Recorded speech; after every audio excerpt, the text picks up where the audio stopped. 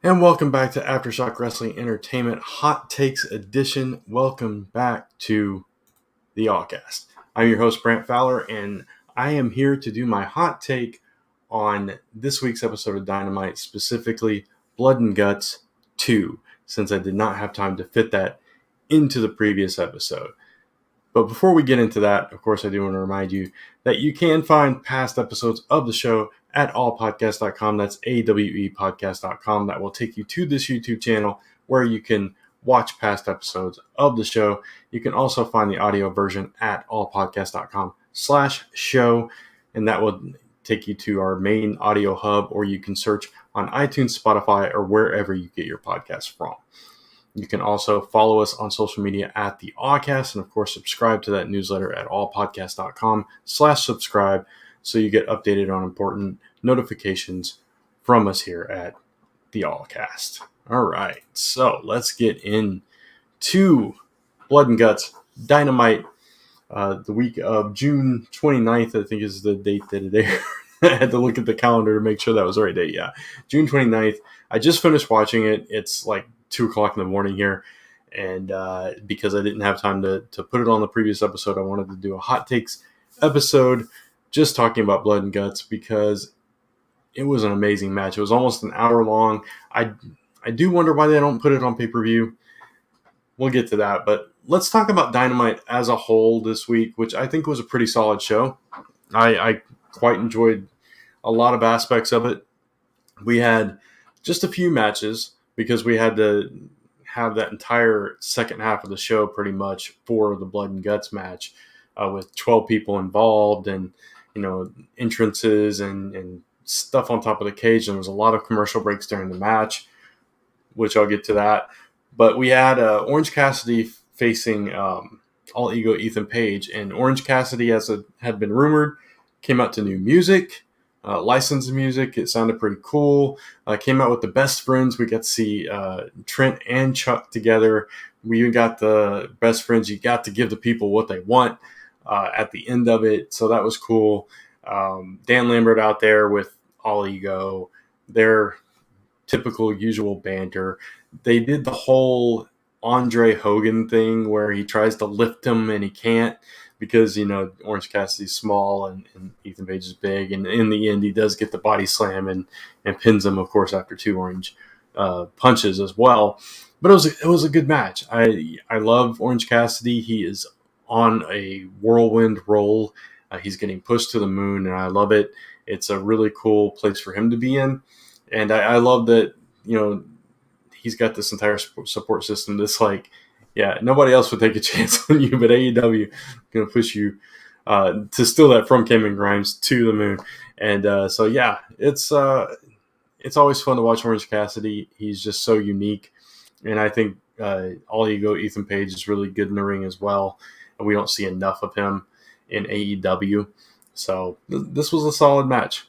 We also had the TBS champion Jade Cargill defending her title against Layla Gray, who answered the open call that she put out like around midnight the night before, and she was the only one that answered, so that became a little bit.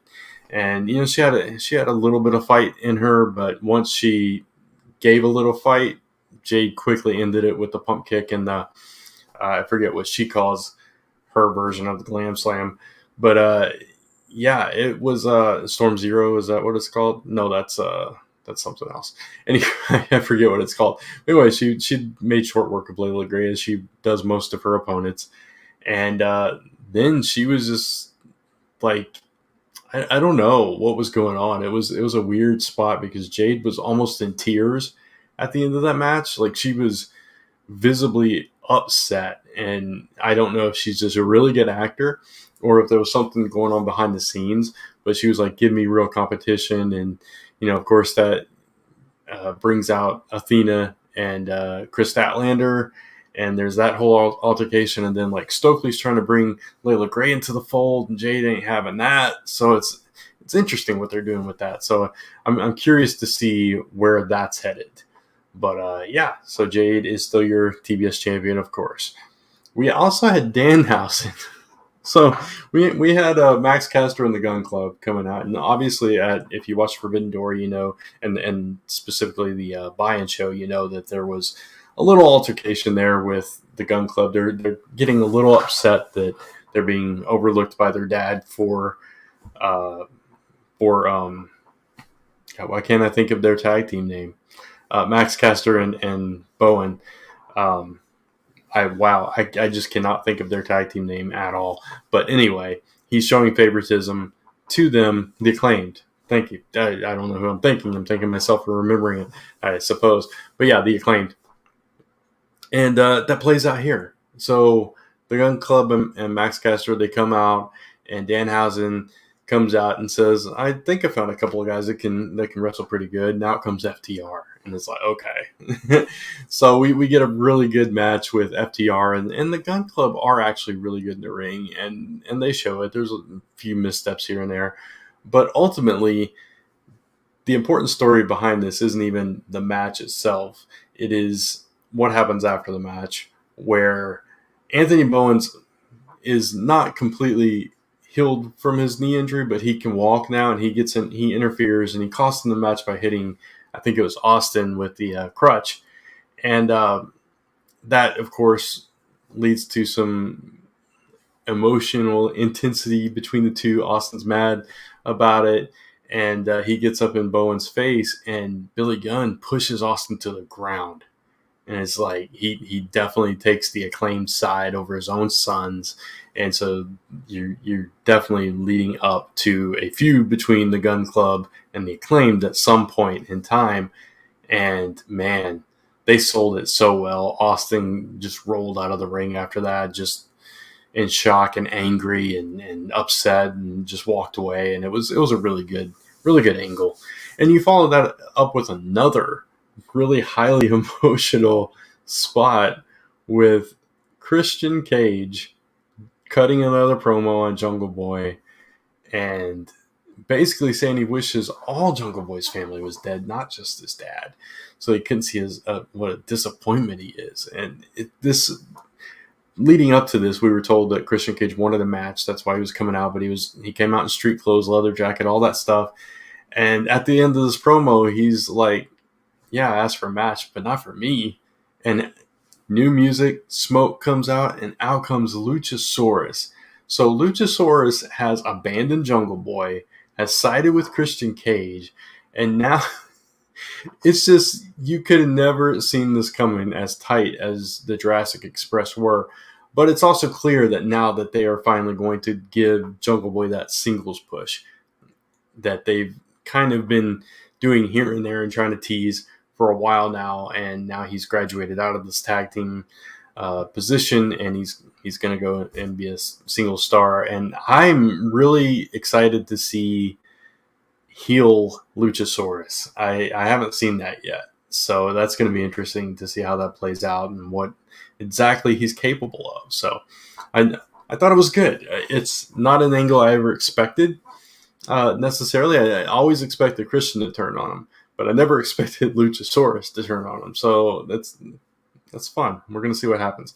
But let's get into Blood and Guts, because that is the main part of this show.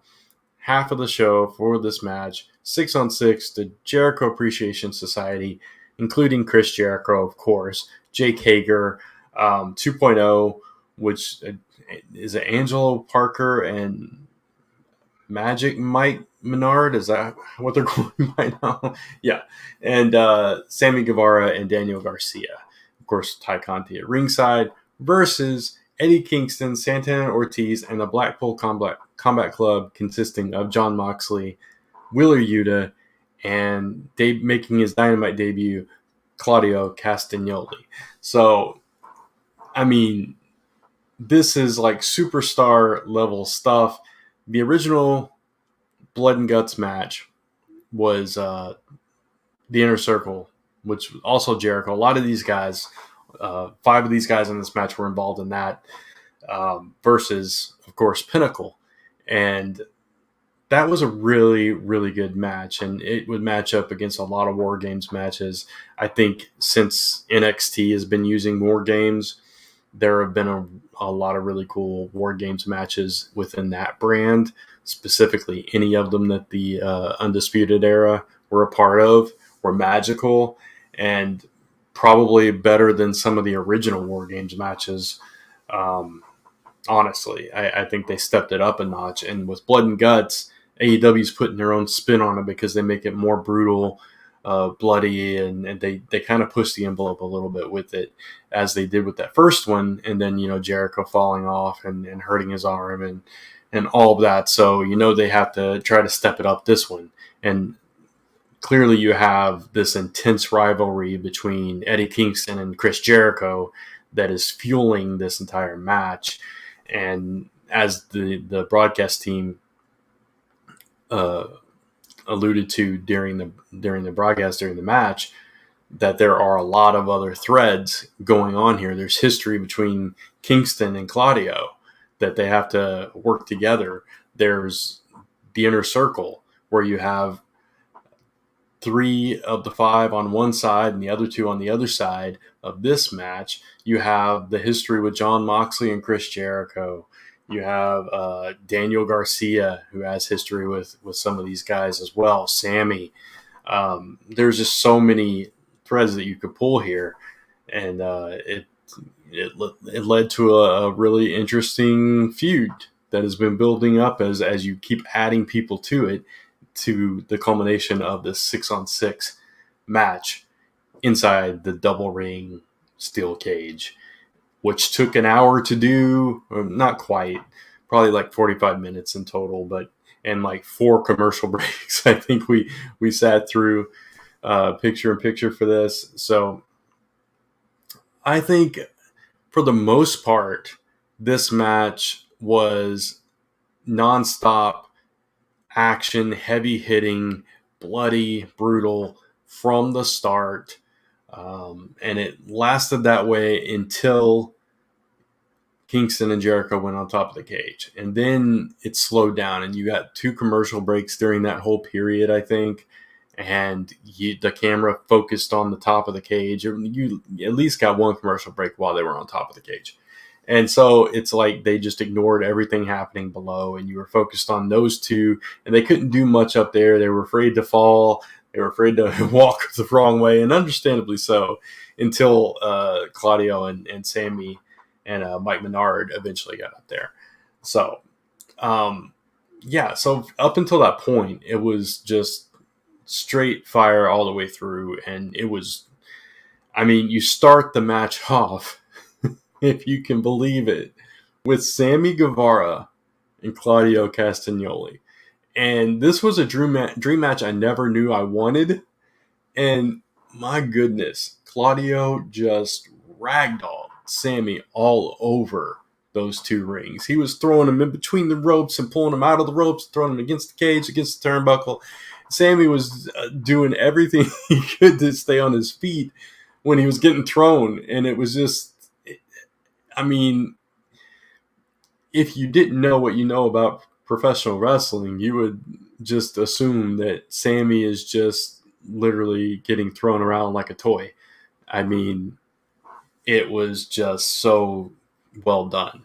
And Claudio's debut was amazing. The crowd was hyped for him. I'm so happy for him that he's found a place that appreciates him and is using him properly so far. We'll see what happens, see if he continues to be used properly. They do have a very deep roster that they even admitted on air during the broadcast. So we'll see if he continues to get a push. But right now, he was the star of this entire night. And rightly so, because he is so good. And I don't know. It was just so good. And then you bring in, I forget who came in second. I think it was Daniel Garcia. So they had the 1-man advantage on the JAS side.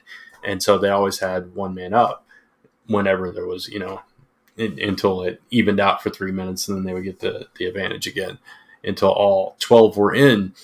And even with Daniel Garcia in there, eventually Claudio got the jump, and then we finally got the face off that we'd been waiting for with Jake Hager and Claudio. and the crowd just started chanting "We the People" throughout that entire few minutes that they were battling, and that was cool. It's always a cool moment, and it also shows that we remember, we know, we're not stupid. You can't bring somebody in after a few weeks off air and change their name and change their entire backstory and expect us to just pretend like we don't know who they are. And you talk to us like, this is their debut and all this stuff, and it's dumb. I'm catching up on NXT, and Fabian Eichner debuted as Giovanni Vinci on the latest episode that I watched, and I'm just like, seriously? I mean, come on. Just give us a little credit. I understand reinvention and all that stuff, but you can do that in a way where it's not making us feel like we're supposed to be stupid and not know anything. I don't know. I don't like that. I don't like it when it's done. Just understand that we remember things. And I almost expected Claudio and Jake, before they started fighting, to just go, "We the People," and then just go into blow for blow. But I mean, when you got like half the guys on both sides, people started bringing them weapons, chairs, bats covered with barbed wire, kendo sticks, forks, spikes, all kinds of crap that they were bringing in to brutalize each other. And brutalize each other they did. You got plenty of the hammer and anvil, elbow strikes going on in unison with the Blackpool Combat Club doing that. And yeah, it was just so good. Unfortunately, Santana, as soon as he got in there, I mean, he did like 3 or 4 moves, and then he suffered an injury, which we don't know the extent of as I'm recording this. It looked bad. If you saw it, I rewound it and watched it like 3 times. It looked really bad. I'm hoping it's not as serious as it looked, but it could definitely be a quadricep tear, which would be terrible. He'd be out for a while. And I'm hoping that it's more like a sprain or something. He could have pulled a muscle or something. But when he tried to do that Uranagi, something happened. He just came down on his left leg wrong, and it just like collapsed underneath him, and his foot stayed flat, and it looked bad. And he immediately collapsed and rolled to the apron, and he tried to stay in there, and I think he did. He took a shot at somebody at one point, but then it was just like he had to be carted out. It's unfortunate. It's unfortunate. It wasn't even a high spot. It was just like one of those freak things that happens, and very unfortunate for him and for Pride and Powerful. Yeah, so I hate to see that, but hopefully he recovers soon. So best to him. And then even though it looks like throughout the entire match that Claudio and Eddie have buried the hatchet, at least for now, they're coexisting, no visible problems between the two until the very end. So you have Jericho and Eddie on the top of the cage, and for a while Eddie's got the jump on him, but Jericho finally turns it around. He's got him in the walls of Jericho, and Claudio comes to the rescue. And before that, I gotta mention Sammy. Sammy gets up there, and they had teased like Eddie was gonna throw Jericho off, and then Sammy comes up. Sammy took that dive from that from that cage. Oh man. That looked painful. I hope Sammy's okay, but I'm safe, and I mean I'm sure he was safe, and he's taken a lot of dives and falls and stuff. Also, I got to mention too that building up to this match throughout the program, they did this like little promo thing where Dean Malenko spoke and a couple other people spoke, and then all of a sudden, just out of nowhere, Ruby Riot's speaking, and it's like she's talking about her friendship with Eddie and all this stuff, and it's like, well, I mean, I don't doubt that. Maybe they really are friends in real life, or maybe they have history on the indies or whatever, but we've never seen that on AEW programming. It's like, why is Ruby here all of a sudden? What are they doing with this? And then, later on, when Ty Conti takes out Aubrey and tries to get in the cage, it all makes sense. Out comes Ruby. They brawl. So they're adding the women to this whole thing. With maybe Ruby's going to join the Blackpool Combat Club. Who knows? But yeah, it was a little forced, but it worked. It's fine. It's acceptable. It's whatever. It is what it is. And it'll be interesting to see, like, if you do Ruby and Wheeler versus Sammy and Ty at some point. That could be fun. But yeah, I'm down for a Ty Conti and Ruby Riott feud. I think that could be some really good matches. But anyway, so after Sammy takes his dive, Claudio rescues Eddie from the walls of Jericho. Up comes Mike Menard. They battle, and then Eddie's got the match won. He's got Jericho, which I thought you had to be in the ring to do this, but I guess not. It doesn't matter in Blood and Guts. We also got to mention the swing. The swing. Cesaro did the swing on the top of the freaking cage. I was so nervous. I was like, man, on Jericho. I hope you don't accidentally throw him off the cage. Yeah, but he was very safe. It was very controlled. He was far enough away and all that stuff. But yeah, that was a spectacle. That was something to see. But after that, yeah, so Eddie gets Jericho in the stretch blunt, and he's got him almost tapped. But at the same time, Claudio's got Mike in the sharpshooter. Mike taps first, and Eddie is he's livid. He's like, I had it won, and you stole my spotlight again. And it just builds on that feud between the two that carried over. So it's like they buried the hatchet for all this, but now he just brought it back. And Kingston's going to go crazy on that later. Now, I also think Eddie got a little bit hurt during that. You could see, I almost think that maybe they thought they were already off the air, or the cameras were just zooming in on the wrong spot. Like, Claudio was trying to help Kingston up, and he was like, I can't stand up, my back. And he kept telling everybody that was coming over, like, can you stand? And he's like, no, my back's wrecked, man. And finally they got him to his feet and everything. But yeah, hopefully Eddie's okay. Hopefully Santana's okay. Hopefully Sammy's okay. Hopefully everybody's okay. But I think it was a pretty solid match for the most part. Just that in part where they're on top of the cage and they just ignored everything else, and all we got to see was these very guarded, very safe blows where they were afraid to move too much on top of that cage. So I also question giving this away for free on TV when you could really build to a pay-per-view climax with this particular match and not have to go to commercial breaks during it. I don't know why they do it on TV. I really don't understand the logic behind that. This is definitely a pay-per-view quality match type. So, but, I'm not going to complain. I got to see a really fun match for free. And, yeah. So there you go. Thumbs up to this week's episode of Dynamite. A lot of good stuff happening. Not a lot of people showcased because they did take that whole half of the show for the Blood and Guts match. But still, a very fun, very entertaining episode. Unfortunately, some injuries happen. And, again, hopefully everybody's okay. But, yeah, fun stuff. And I can't wait to see what happens on Rampage, because now we've got the Young Bucks facing Chaos from New Japan. So that's going to be fun. And I think there's next week it's going to be Wardlow versus Scorpio Sky for the TNT Championship. There was some backstage segments throughout the show.